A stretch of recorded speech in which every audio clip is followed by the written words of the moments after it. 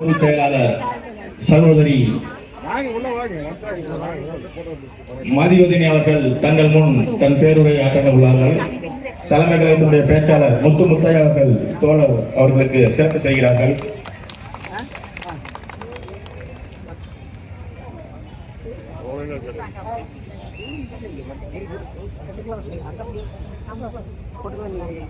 அனைவருக்கும் வணக்கம். வருகின்ற ஏப்ரல் 23 அன்று நடைபெற இருக்கக்கூடிய தமிழ்நாடு சட்டமன்ற தேர்தலில் ஈரோடு மேற்கு பகுதியில் பெருவாரியான வாக்கு வித்தியாசத்தில் வெற்றியடைய இருக்கக்கூடிய வெற்றி வேட்பாளர் அண்ணன் முத்துசாமி அவர்களை ஆதரித்து உதயசூரியன் சின்னத்தில் வாக்களிப்போம் என்ற உறுதியோடு நிற்கக்கூடிய அருமை வாக்காளர் பெருமக்களே, இந்த நிகழ்ச்சிக்கு தலைமை ஏற்றிருக்கக்கூடிய அமைச்சர் வெற்றி வேட்பாளர் அண்ணன் முத்துசாமி அவர்கள், திராவிட முன்னேற்ற கழகத்தின் துணை பொதுச் செயலாளரும் நாடாளுமன்ற உறுப்பினருமான அக்கா கனிமொழி அவர்கள் இன்றைக்கு அண்ணன் முத்துசாமி அவர்களை ஆதரித்து பிரச்சாரத்திற்கு வந்திருக்கிறார். அந்த நேரத்திலும் கூட இந்த பகுதியில் இந்த நிகழ்ச்சியை மிக சிறப்பாக நடத்தி கொண்டிருக்கக்கூடிய பகுதி கழக செயலாளரும் துணை மேயருமான அண்ணன் செல்வராஜ் அவர்களே, அவைத்தலைவர் சகோதரர் துரை அவர்களே, எக்ஸ் சேர்மன் அண்ணன் வைரம் பெரியசாமி அவர்களே, மாமன்ற உறுப்பினர் சகோதரர் ஜெகதீஷ் அவர்களே, மாமன்ற உறுப்பினர் சகோதரி கௌசல்யா சிவகுமார் அவர்களே, வட்டக்கழக செயலாளர் அண்ணன் வினோத்குமார் அவர்களே, பகுதி துணை செயலாளர் சகோதரர் இளமுருகன் அவர்களே, அவைத்தலைவர் சகோதரர் சந்திரன் அவர்களே, தேமுதிகவின் பொறுப்பாளர்கள் சகோதரர் சுரேஷ் அவர்களே, ஆனந்த் அவர்களே, எனக்கு முன்னால் மிக சிறப்பான ஒரு உரையாற்றி இருக்கக்கூடிய வழக்கறிஞர் திராவிட முன்னேற்ற கழகத்தின் பேச்சாளர் சகோதரி முத்தையா அவர்களே, திராவிடர் கழகத்திலிருந்து என்னோடு வருகை தந்திருக்கக்கூடிய ஐயா ஈரோடு சண்முகம் அவர்களே, எக்ஸ் கவுன்சிலர் சகோதரர் பொன் பூபதி அவர்களே, மாணவர்களின் பொறுப்பாளர் சகோதரி மெகராஜ் அவர்களே மற்றும் 12வது வட்டக்கழக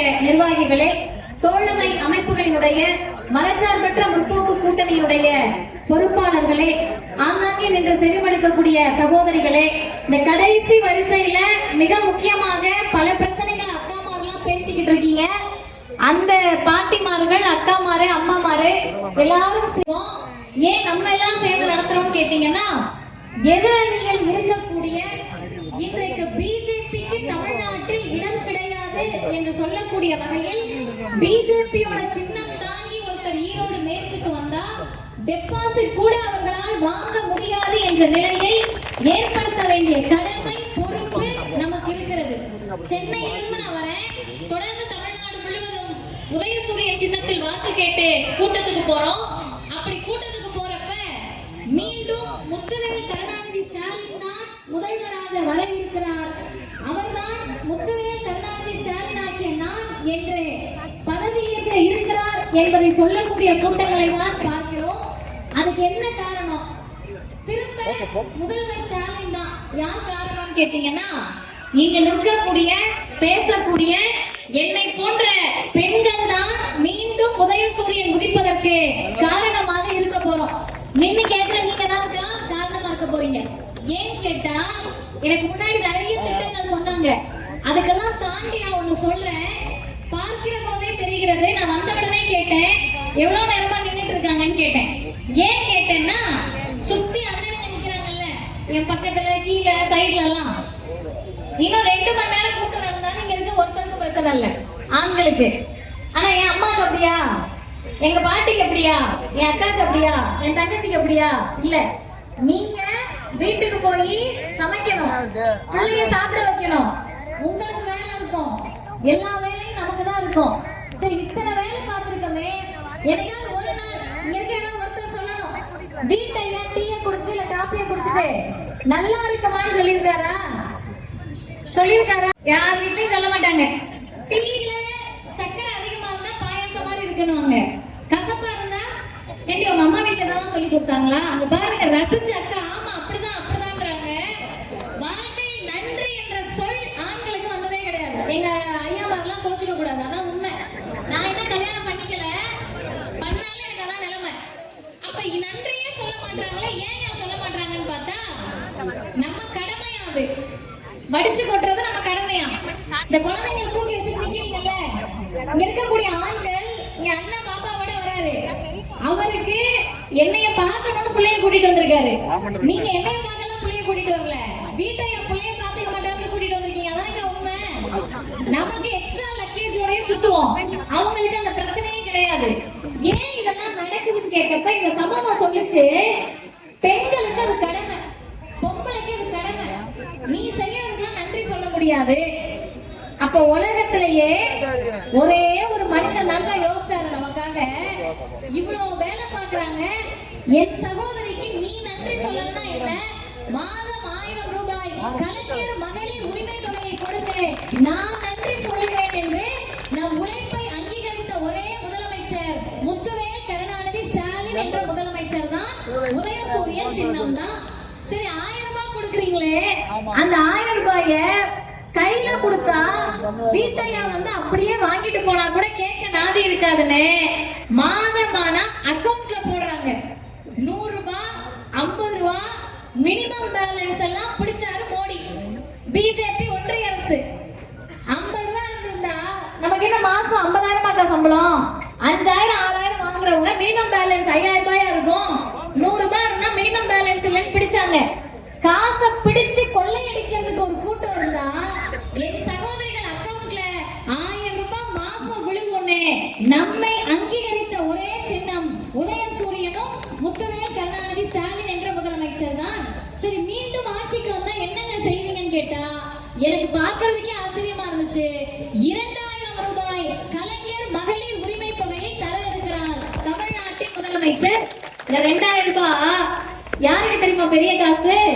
பேசுற எனக்கு இல்ல, வழக்கறிஞர் பேசினாங்களே அவங்களுக்கு இல்ல, அமைச்சருக்கு இல்ல, அமைச்சர் வீட்டுல இருக்கவங்களுக்கு இல்ல, வெளிப்படையா சொல்லணும்னா எம்எல்ஏக்கு இல்ல, எம்எல்ஏ வீட்டுல இருக்கவங்களுக்கு இல்ல, சொகுசா ஏசி அறையில உட்கார்ந்துகிட்டு எடப்பாடி பழனிசாமி வீட்டுக்கு இல்ல, பிஜேபியில இருக்கவங்க வீட்டுக்கு இல்ல, ஈரோடு மேற்கு பகுதியில சின்ன சின்னதா காசு சேர்த்து வைக்கணும்னு நாள்தோறும் உழைக்கக்கூடிய ஏழை பெண்களுக்கு தான் அந்த 2000 ரூபாயுடைய அருமை தெரியும். நிக்கிற என் பாட்டிக்கு என் அம்மாக்கு தான் அந்த அருமை தெரியும். அந்த 2000 ரூபாய் மட்டும் இல்ல, இன்னொரு விஷயம் நான் முக்கியமா சொல்றேன்.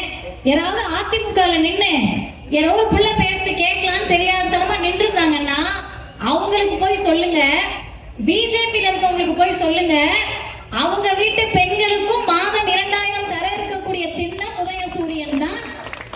விடியல் பயணம் எல்லாரும் பிங்க் பஸ்ல போறோம்லமா, இதெல்லாம் பெரிய அதிசயமா? பஸ் விடுறதா அதிசயமா? கேட்கணும். நீங்க கேட்டாதான் தெரியும். உலகத்திலேயே தமிழ்நாட்டில் மட்டும்தான் பெண்களுக்கு கட்டணமில்லா பேருந்து என்ற அதிசயம் நடந்திருக்கிறது. வளர்ந்த நாடுகள்ல கூட இல்லக்கா. பஸ்ஸுக்கு ஏன் காசு கொடுக்காம பெண்கள் போனோம்? உடனே ஒரு அறிவாளி சொல்றாரு, ஏன் பெண்களுக்கு மட்டும், ஏன் பெண்களுக்கு மட்டும் நான் சொல்லவா? இங்க எத்தனையோ பேர் இருக்கீங்க, வீட்டுல கல்யாணம் பண்ணி சின்ன வயசுலயே கணவனை இழந்த பாட்டிகள்லாம் நின்றுட்டு இருப்பீங்க. குடிகாரா பார்த்து கல்யாணம் பண்ணி வச்சிருப்பாங்க, என்னன்னே தெரியாது, விவரம் தெரியாத வயசுல கணவர் இறந்திருப்பாரு. அவங்களாம் கஷ்டப்பட்டு சின்ன சின்னதா சேர்த்து வச்சு பிள்ளைங்களை வளர்க்கக்கூடிய அம்மாமார்கள் நிப்பீங்க. வீட்டையா இருக்கிறவங்க வீட்டுல போய் கேளுங்க, எங்கங்க போறீங்க, கிளம்பிட்டீங்களேன்னு கேட்பீங்க. எங்கேயோ போறேன். எப்பங்க வருவீங்க? வந்துருவேன். எத்தனை மணிக்குங்க வருவீங்க? அதான் வந்துருவேன்னு சொல்றேன்ல. இல்ல எங்க போறீங்க? போறப்பே கேப்பியா? சரி, இப்ப நீங்க குளிச்சு கிளம்புறீங்கக்கா, சும்மா குளிக்கிறீங்க காலையில. என்ன காலையில குளிக்கிற? சும்மா தாங்க. கிளம்பி பேக் மாட்டுறீங்க. எங்க போற? எங்கேயோ போறேன். சொல்ல முடிஞ்சுதா? சொல்ல முடியுமா? ஏன் சொல்ல முடியல? 10 ரூபாய் டிக்கெட்னால அவர் தான் தரணும். பூ விற்கிறதுக்கு எங்கேயோ ஒரு கிராமத்துல இருந்து ஈரோட்டுக்கு வருவீங்க, தலையில பூக்குடைய சுமந்துக்கிட்டு ஏறுவீங்க பஸ்ல. டிக்கெட்டுக்கு காசு இருக்கா இல்லையான்னு ஒரு ரூபாயா தேடுவீங்க. தேடவும் தேவையில்லை. வீட்டுல எங்கனாலும் போவேன், வீட்டுல மட்டும் இல்ல, கண்டக்டர் எங்க போறேன்னு கேட்டா இது எங்க பஸ், ஸ்டாலின் ஐயா விட்டுருக்க பஸ், டிக்கெட்டை கொடுன்னு வாங்கக்கூடிய அதிகாரத்தை பெண்களுக்கு கொடுத்த பேருந்துக்கு பெயர் கட்டணமில்லா விடியல் பேருந்து. ஏன் தெரியுமாமா அது பேர் விடியல்? நம்மளை பறக்க விட்டுருக்காங்க, ரெக்க கட்டி பறக்கிறோம். எனக்கு கடவுள் நம்பிக்கை இல்லம்மா, உங்களுக்கு இருக்குல்ல. சாமிக்கு கூட கோவிலுக்கு போகணும்ல, கோவிலுக்கு போறதுனால யார்கிட்ட காசு கேட்கணும்? வீட்டுலதான் காசு கேட்கணும். நீங்க பஸ்ல ஏறலாம், பிடிச்ச கோவில்ல இறங்கலாம், சாமி கும்பிடலாம், வரலாம். சரி, பிள்ளைங்களை தூக்கி வச்சிருக்கீங்கல்ல, உங்களுக்கு எனக்கு ஒரே ஒரு ஒற்றுமை இருக்கு. அது என்ன ஒற்றுமை நான் சொல்றேன். தப்பா இருந்தா நீங்க கை நீட்டி தப்புன்னு சொல்லலாம். உங்களுக்கு அந்த உரிமை 100% இருக்கு. எல்லாம் ரெக்கார்ட் ஆகுது, நான் பொய் சொல்ல முடியாது.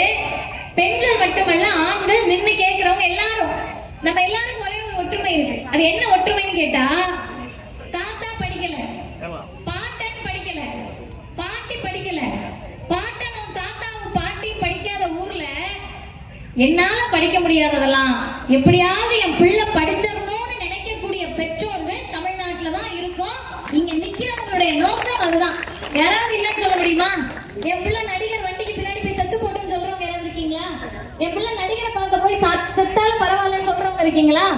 மனசாட்சியோடு இருப்பவர்கள் அதை சொல்ல முடியாது. இப்ப நம்ம கனவு என்ன, ஆசை என்ன? பிள்ளை படிக்கணும். எந்த பிள்ளை படிக்கணும்? இந்த குட்டி குட்டியா வாண்டு அரை டிக்கெட் கால் டிக்கெட்லாம் படிக்கணும். இதுங்கெல்லாம் படிக்கணும்னா, அக்கா பாப்பா எத்தனாவது படிக்கிறான் தம்பி? இன்னும் ஸ்கூலே சேர்க்கல, பால்வாடி, கால் டிக்கெட் அவரு. அக்கா இவங்கெல்லாம் எல்கேஜி அவரு. அவங்கம்மா எத்தனாவது படிக்கிறாங்க? இந்த ரெட்டை குடிமை எத்தனாவது படிக்கிற? கை தூக்கு. ஒன்னாவதா? சரி, கொஞ்சம் நல்லா கேட்டுக்கங்க. இது வரைக்கும் நான் பேசுறதெல்லாம் நீங்க கேட்கறதுலனா பரவாயில்ல. ஏன் உதயசூரியன் சின்னத்துக்கு வாக்கு கேட்டு ஊர் ஊரா தெரு தெருவா போய்கிட்டு இருக்கோம்னா, படிச்ச நாங்க, வழக்கறிஞரா இருக்க நாங்க ஏன் போறோம்னா ஒரே காரணம் தான். இந்த பிஞ்சு குழந்தைகளை பார்த்த உடனே முதல்ல என்ன கேள்வி கேட்போம் தெரியுமா? தமிழ்நாட்டுல என்ன படிக்கிறேன்னு கேட்போம். ஊரா வீட்டு பிள்ளை, ஊரா வீட்டு பிள்ளையா இருந்தாலும் தமிழ்நாட்டுலதான் என்ன படிக்கிறேன்னு கேட்கக்கூடிய வழக்கம் இருக்கக்கூடிய ஒரே மாநிலம் தமிழ்நாடு மட்டும்தான். அதுக்கு 10வது அந்த பிள்ளை சொல்லிட்டா நல்லா படிக்கணும், 12வதுன்னு சொல்லிட்டா நல்லா படிக்கணும், 5வதுன்னு சொல்லிட்டா என்ன ஆக போற? 5வது கலெக்டர் ஆக முடியும் கேட்போம். என்ன ஆக போற? 3வது படிக்கிற பிள்ளைகிட்ட படிச்சு டாக்டர் ஆயிடு. அந்த ஆசை இருக்குல்ல, அந்த கனவு இருக்குல்ல, அந்த கனவில் மண்ணை அள்ளி போடக்கூடிய கட்சிக்கு பெயர் பிஜேபி, அடிமை அதிமுக. ஆதாரத்தோடு சொல்றேன். மோடி சொன்னாரு 3வது 5வது 8வது பொது தேர்வு, பப்ளிக் எக்ஸாம். 3வது எப்படி பொது தேர்வு எழுத முடியும்? 5வது எப்படி பொது தேர்வு எழுத முடியும்? 3வது 5வதுலயும் பப்ளிக் எக்ஸாம் எழுதி ஈரோடு மேற்குல ஏதோ கிராமத்துல இருந்து வர நம்ம பிள்ளை ஃபெயில் ஆயிட்டா தொழிற்கல்வியை கத்துக்கணுமா? நம்ம தொழில் என்னமா? விவசாயம் பார்ப்பீங்க, நெசவு தொழில் பார்ப்பீங்க, தினக்கூலியா இருப்பீங்க, டெய்லரா இருப்பீங்க, பெட்டிக்கடை வச்சிருப்பீங்க, ஏதாவது கடைகண்ணில போய் வேலை பார்ப்பீங்க. உங்க பிள்ளையை வைத்து கனவோடு நீங்க சிறுக சிறுக சேர்த்து படிக்க வச்சா நல்லா கேட்டுக்கங்க, 3வது 5வது 8வதுக்கு பொது தேர்வுன்னு மோடி சொன்னார். இந்தியாவில் இருக்கக்கூடிய எல்லா முதலமைச்சரும் ஏற்றுக்கொண்டார்கள். அடிமை எடப்பாடி பழனிசாமி முதலமைச்சரா இருந்திருந்தா மோடி சொல்றதுக்கு முன்னாடியே உள்ளே ஐயா வந்துட்டேன் ஐயா அப்படின்னு போய் கையெழுத்து போட்டிருப்பாரு. இந்தியாவிலேயே ஒரே ஒரு முதலமைச்சர் தான் என் பிள்ளைகளுடைய, தமிழ்நாட்டு பிள்ளைகளுடைய கல்வி கனவை நாசமாக்கக்கூடிய புதிய கல்விக் கொள்கையை ஏற்றுக்கொள்ள மாட்டேன்னு சொன்ன ஒரே முதலமைச்சர் முத்துவேல் கருணாநிதி ஸ்டாலின் என்ற முதலமைச்சரும் இந்த உதயசூரியன் சின்னம் தான். நன்றி கடன் பட்டிருக்கோமா இல்லையா? ஹிந்தி ஏத்துக்கிட்டா 5000 கோடி தருவேன் நாங்க, நீ 10,000 கோடி கொடுத்தாலும் வேண்டானாரு. எதுக்கு? ஈரோடு நம்ம தமிழர்களை விட யார் அதிகமா இருக்கா? எரிச்சப்படுவீங்களே, ஹிந்திக்காரங்க தானே, ஒண்ணும் புரிய மாட்டேது அப்படிதான் யோசிப்பீங்க. கொஞ்சம் யோசிச்சு பாருங்க. இங்க இருக்கக்கூடிய யாராவது ஒரு பெற்றோர், ஒரே ஒரு பெற்றோர், என் பிள்ளை படிச்சுட்டு உத்தரப்பிரதேசத்துக்கு வேலைக்கு போகணும்னு ஆசைப்படுற பெற்றோர் இருக்கீங்களா? இங்க இருக்க யாராவது ஒருத்தர் என் பிள்ளை படிச்சுட்டு பீகாருக்கு போகணும்னு ஆசைப்படுவீங்களா? ஆனா என் பிள்ளை படிச்சுட்டு அமெரிக்காவுக்கும் ஜெர்மனிக்கும் வெளிநாட்டுக்கும் போகணும்னு ஆசைப்படக்கூடிய பெற்றோர் எத்தனை பேர் இருக்கீங்க? நுனி நாட்கள் என் பிள்ளை இங்கிலீஷ் பேசணும், லேப்டாப் எடுத்து வேலை பார்க்கணும்னு நினைக்கக்கூடிய பெற்றோர் எத்தனை பேர் இருக்கீங்க? நான் டெய்லர் ஆனாலும் பரவாயில்ல, என் பிள்ளை டெய்லர் ஆகக்கூடாதுன்னு நினைக்கிறவங்க தானே நம்ம கிட்ட ஹிந்தியை கத்துக்கிட்டு நம்ம பிள்ளை பானிபூரி வைக்க போகுது. நம்ம பிள்ளை ஹிந்தி கத்துக்கிட்டு பிஜேபியில ஒருத்தர் சொல்றாரு கெட்ட வார்த்தை பேசுறதுக்கு தெரியணுமா, அதனால ஹிந்தி கத்துக்கணுமா. ஆனா நம்ம என்ன தெரியுமா சொல்றோம்? முதல்வர் என்ன தெரியுமா சொல்றாரு?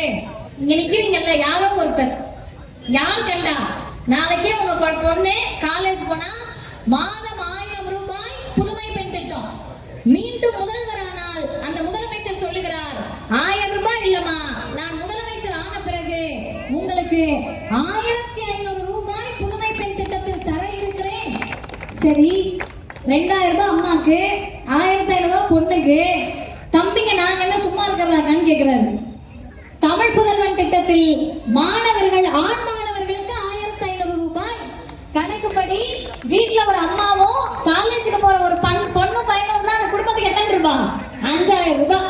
இப்ப எங்க பாட்டி கேக்குறாங்க, என் பிள்ளை எல்லாம் படிச்சுட்டு வேலைக்கு போயிடுச்சு, நான் என்ன சாமி பண்றது? அதான பாட்டி, என்ன பண்றதுன்னு கேட்டா, அதுக்கு முன்னாடி உங்களுக்கு ஒரு கேள்வி கேட்கிறேன், எத்தனை பேர் கவனிக்கிறீங்கன்னு பாக்குறேன். இங்க இருக்கக்கூடிய பெண்கள் எத்தனை பேர் பிடிச்சவரை கல்யாணம் பண்ணீங்க? கை தூக்குங்க. ஆமா, எனக்கு இப்ப இது ஒண்ணுதான். 1 2 3 4 5 6 7 10 பேர் இருக்கிற 1000 பேர் 500 பேர் கூட்டத்துல 10 பேர். ஆண்கள்ட்ட அந்த கேள்வியை நான் கேட்க மாட்டேன், எல்லாருமே பிடிச்சுதான் கல்யாணம் பண்ணிட்டு இருப்பாங்க. காதலிச்சா என்னோ நல்லா கேட்டுக்கங்க. பிடிச்சு கல்யாணம் பண்ணீங்களான்னு கேட்ட உடனே சிரிப்பு வருதுல்ல, அந்த சிரிப்புக்கு பின்னாடி மிகப்பெரிய வலி இருக்கக்கூடிய பெண்கள் இங்க நின்றுட்டு இருப்பாங்க. அடிச்சாலும் சொல்ல முடியாது, பிடிச்சாலும் சொல்ல முடியாது. அம்மா வீட்டுக்கு கோவிச்சுட்டு போகலன்னா பஸ்ஸுக்கு காசு இல்ல, எதுவுமே இல்ல. உங்களுக்கு ஒண்ணு தெரியுமா? தமிழ்நாட்டிலேயே வீட்டுல குடும்ப வன்முறை, அம்மா வீட்டுக்கு கிளம்பி போலாமே பார்த்தா கையில காசு இல்லாம தற்கொலை பண்ணிக்கிட்ட பெண்களுடைய வரலாறுலாம் இருக்கு. ஆனா இன்னைக்கு அப்படி கிடையாது. விடியல் பயணம், மகளிர் உரிமை தொகை, சுய உதவி குழு வந்து உங்ககிட்ட தான் வீட்டுக்காருமா மாச கடியாச்சு ஒரு 100 ரூபாய் தாயன். 100 ரூபாய் இல்லங்க, எப்படிமா இல்லாம இருக்கும்? அதான் ஸ்டாலின் தர 100 ரூபாய் இருக்குங்கன்னு கேட்பாரு. இந்த நிலையை மாற்றி இருக்கக்கூடிய உங்ககிட்ட கேட்கிறேன், கல்யாணமே பிடிச்சு பண்ணல, வாழ்க்கையெல்லாம் நமக்கு பிடிச்சி எதையுமே பண்ணதில்ல. சரி, நைட்டுக்கு தோசை சுடுவான்னு பார்த்தா வீட்டுக்காரர் இட்லி கேட்பாரு. காலையில் இட்லி சுடலான்னா புள்ள பூரி கேட்கும். அவங்களுக்கு பிடிச்சதுதான் நமக்கு பிடிக்கும். கொஞ்சம் கேட்டுக்கங்க. கடைசி வரிசையில் இருக்கக்கூடிய இளம் பெண்களே, இந்தியாவுல முதல் முறையா பெண்கள் கிட்ட சாய்ஸ் கொடுத்து கல்யாணம் காலத்துக்கு எதுலையுமே இல்லாத சாய்ஸ முதல் முறையா ஒரு முதலமைச்சர் தராரு. 8000 ரூபாய் கூப்பன் கொடுத்துருவோம். உங்களுக்கு என்ன தேவையோ அதை வாங்கிக் கொள்ளுங்கள், பெண்களுக்கு பிடித்ததை வாங்கிக் கொள்ளுங்கள். உங்களுக்கு ஏசி வேணுமா, ஃப்ரிட்ஜ் வேணுமா, வாஷிங் மிஷின் வேணுமா, உங்களுக்கு பிடித்ததை வாங்கிக் கொள்ளுங்கள். இல்ல எங்க வீட்டுல இருக்கு, பழசாயிடுச்சு, பழசா இருந்தா மாத்திக்கலாம். எதுக்குமா இவ்வளவு செய்யணும்? ஒரே ஒரு விஷயத்துக்காக தான். இன்னைக்கு நல்லா கேட்டுக்கங்க, இந்தியாவில் கல்வியில் முதல் மாநிலம் முத்துவேல் கருணாநிதி ஸ்டாலின் ஆண்ட தமிழ்நாடு. இந்தியாவில் பெண்கள் அதிகம் படித்த மாநிலம் முத்துவேல் கருணாநிதி ஸ்டாலின் ஆண்ட தமிழ்நாடு. இந்தியாவில் அதிக பெண்கள் தொழில் முனைவோர்களாக இருக்கக்கூடிய மாநிலம் முத்துவேல் கருணாநிதி ஸ்டாலின் ஆண்ட தமிழ்நாடு. இந்தியாவில் அதிகம் பேர் முனைவர் பட்டம் பெறக்கூடிய முதல் மாநிலம் தமிழ்நாடு. இந்தியாவில் டெக்ஸ்டைல், லெதர், ஃபேக்டரி எல்லாத்தையும் முதல் மாநிலம் முத்துவேல் கருணாநிதி ஸ்டாலின் ஆண்ட தமிழ்நாடு தான். இந்த தமிழ்நாட்டுக்கு அடிப்படை நம்மை போன்ற உழைக்கக்கூடிய பெண்கள், உங்களை போன்ற உழைக்கக்கூடிய மகளிர். இந்த முறை நடைபெறக்கூடிய தேர்தல் உங்களுக்கும் ஐயா சிஎம்முக்குமான போட்டி இல்ல, அதிமுகவுக்கும் திமுகவுக்குமான போட்டி இல்ல, டெல்லிக்கும் தமிழ்நாட்டுக்குமான போட்டி. என்ன போட்டின்னு சொல்றேன், பார்க்கவே அழகா இருக்கு. பின்வரிசையில நிக்கிறவங்களுக்கு தெரியுதான்னு தெரியல, ஹிஜாப் போட்டுட்டு எங்க அம்மா மாரு என் சித்தி மாரெல்லாம் நடுவுல நின்றுட்டு இருக்காங்க. நீங்க உடனே அதுக்கப்புறம் முஸ்லீம் புள்ள போல அம்மா சித்தின்னு சொல்லுதுன்னா, தமிழ்நாட்டில் இருக்கக்கூடிய பிற்படுத்தப்பட்ட, மிகவும் பிற்படுத்தப்பட்ட பட்டியலின பழங்குடியின எல்லா சகோதரிகளும் எங்க சொந்தக்காரவங்க தான். எப்படி சொந்தக்காரங்கன்னு கேட்டா, இந்த மண்ணுக்கு பெயர் ஈரோடு. தந்தை பெரியாரை பெற்ற மண் இந்த ஈரோடு. இந்த ஈரோட்டில் தான் சமத்துவத்தை பற்றி நாம் பேச முடியும். ஹிஜாப் அணிஞ்சிட்டு நிக்கிறாங்க, பக்கத்துல எங்க அக்கா குங்குமத்தோட நிக்கிறாங்க, சிலுவையோட நிக்கிறாங்க. பேசுறது மதிவதனி. எங்களுக்குள்ள பிரச்சனை வராது, கலவரம் வராது. திடீர்னு மசூதியில பாங்க சத்தம் கேட்டா நான் அமைதி ஆயிடுவேன், தேவாலயத்தில் சத்தம் கேட்டா அமைதி ஆயிடுவோம், திருவிழாவில் ஏதாவது தேர் எடுத்துட்டு போனா எல்லாரும் அமைதியா நிற்போம். இந்த அமைதிக்கு நேர் எதிரான கட்சிக்கு பெயர் பிஜேபி. மோடி, அமித்ஷா அவர்களுடைய காலை பிடித்துக் கொண்டிருக்கக்கூடியவருக்கு பெயர் எடப்பாடி பழனிசாமி என்றால் அடிமை எங்களுக்கு தேவையில்லை என்ற உறுதிமொழியை ஈரோடு மேற்கு எடுத்திருக்கிறது. இன்னைக்கு உங்ககிட்ட வேற சின்னத்துல வந்து நிக்கிறாங்க. யோசிச்சு பாருங்க, இஸ்லாமியர்களுக்கு எதிரான எல்லா கலவரத்தையும் செஞ்ச பிஜேபி சின்னத்துல நின்று ஈரோடு மேற்குல டெபாசிட் வாங்க முடியுமா? பெண்களுக்கு எதிரான எல்லா கொடுமையும் செஞ்சுட்டு பிஜேபி சின்னத்துல வந்து நிக்க முடியுமாமா? உங்கள் தகவலுக்காக சொல்லுகிறேன், மணிப்பூரை மறக்க முடியுமா? அவ்வளவு பெரிய கலவரத்தை மணிப்பூர்ல செய்துட்டு பெண்களை நிர்வாணப்படுத்திய அங்கே ஆளக்கூடிய கட்சி பிஜேபி. அதனுடைய சின்னத்தில் ஈரோடு மேற்குல வந்து டெபாசிட் வாங்க முடியுமா? நாம் உறுதிமொழி ஏற்க வேண்டியது. இறுதியாக உறுதியாக நான் சொல்லி முடிக்கிறேன், நமது ஒற்றை சின்னம். நீங்க எல்லாம் சொல்லணும், நான் சொல்ல மாட்டேன். மகளிர் உரிமை தொகை தந்த